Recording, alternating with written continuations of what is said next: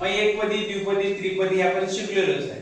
परंतु एका बहुपदीमध्ये एकापेक्षा जास्त चल असतील, चल त्याला आपण इंग्लिश मध्ये म्हणतो more than one variable. More than one variable, एकापेक्षा जास्त पद आणि एकापेक्षा जास्त चल, एक्स आणि वाय. किती चल आली?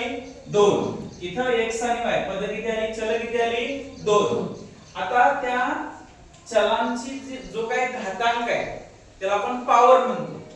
म्हणजे या ठिकाणी x ची पॉवर 2 आहे, y ची पॉवर 2 आहे आणि आपल्याला प्रश्न विचारला की या बहुपदीची कोटी किती. तर आपण बहुपदीची कोटी म्हणजे त्याला आपण काय म्हणतो? Degree of the polynomial.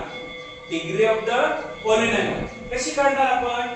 तर we will do some act. काय ऍक्ट करायचं आपण इथं? तर आपण त्या घातांकाची बेरीज करायची. Power of sum, sum of power. त्या घातांकांची काय करायची? बेरीज करायची. जी बेरीज जास्त येईल, the highest, this is the degree of this polynomial. ज्या चलाच्या घातांकांची बेरीज जास्त येईल त्याला त्या बहुपदीची काय म्हणायचं? कोटी म्हणायचं. आता 2 आणि 3 ची किती आली? 5. 5 आणि 4 ची किती आली? 9. x आणि y ची किती आली? 2. इथं हायेस्ट किती आहे? 9. म्हणजे या दिलेल्या समीकरणाची कोटी किती आली? 9. लक्षात आलं का?